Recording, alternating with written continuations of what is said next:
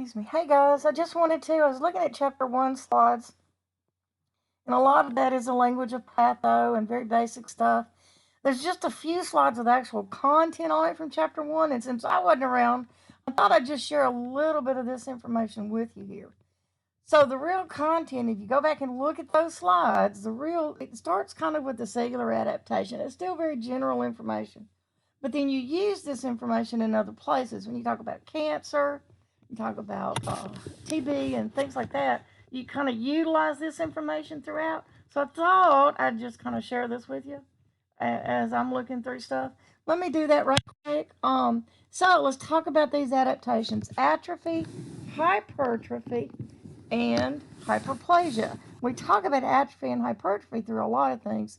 I recall a lot of it in the musculoskeletal system and talking about aging and things like that. So think about that. This may back up some of what you got over there. So look at atrophy, the decrease in the size of the cells resulting from a reduced tissue mass. Hypertrophy, on the other hand, is an increase in cell size. Now, y'all ought to get that, right? Atrophy, absence, basically, reduced tissue mass. Hyper, too much. Increase in size, increase in tissue mass. Hyperplasia is the increased number of cells. So you see how that's different. Atrophy and hypertrophy are big cells or small cells. Hyperplasia is increased numbers of cells. So that comes into play in cancer, right? Enlarged tissue mass is what's the result of hyperplasia. Metaplasia, and this is where a mature cell type is replaced by a different mature cell type. The cells are still mature. So we're not talking about leukemias and things like that because those are immature cells. But metaplasia is where a mature cell is replaced by a different kind of mature cell. Dysplasia. Cells vary in size and shape within a tissue, and we see this in some cancer in situ. Pap smears, for example, may show dysplasia before a person actually develops cancer. So we want to know that early and stop that dysplasia. Anaplasia is undifferentiated cells. There's that A again, undifferentiated, absence of differentiation, variable nuclear and cell structure. So there's something going on. And then neoplasia means new growth, and that's usually a tumor. What else? Apoptosis. This is the programmed cell death. It is a normal occurrence in the body. All of our cells are programmed to live, to die, to be replaced. In an apoptosis, the cell self-destructs and disintegrates into these vascular apoptotic bodies that are, what can I tell you, they're vesicular kind of. And from there, they get engulfed by phagocytes, and there's really no inflammatory response. It's just a normally occurring response. Necrosis is the death of the cell, the tissue, the organ, and this is irreversible. Necrosis is a result of irreversible damage to the cells. Now, this is not programmed normal cell death. Ischemia and hypoxia are a little bit different. You'll talk about those some later, but ischemia is a deficiency of oxygen in the cells. The cells don't have oxygen, usually due to obstruction somewhere. Hypoxia, reduced oxygen in the tissues, and that interferes with energy production, ATP.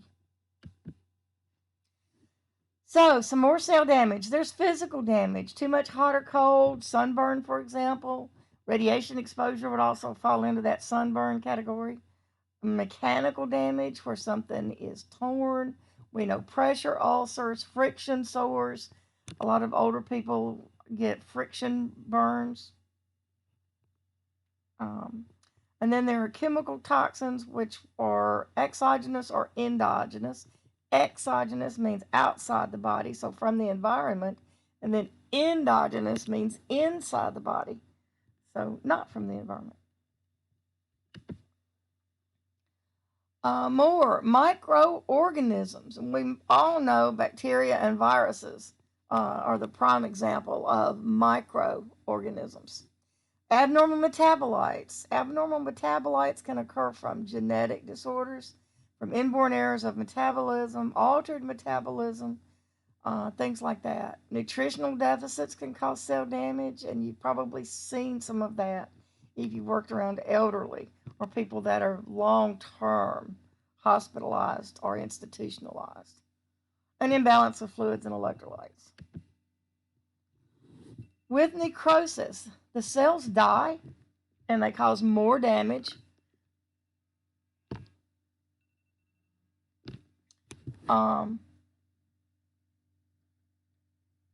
by their disintegration. There are lots of different kinds of necrosis. There's liquefaction necrosis, where the dead cells liquefy because of release of cell enzymes. There is coagulative necrosis, where the cell proteins are altered or denatured, and so coagulation occurs. Fatty necrosis, where the fat tissue is broken down into fatty cells. Caseous necrosis is a form of the coag necrosis. I can't talk, necrosis. There's thick, yellow, cheesy substance formed. You may have seen this in wounds if you've been in the hospital very much.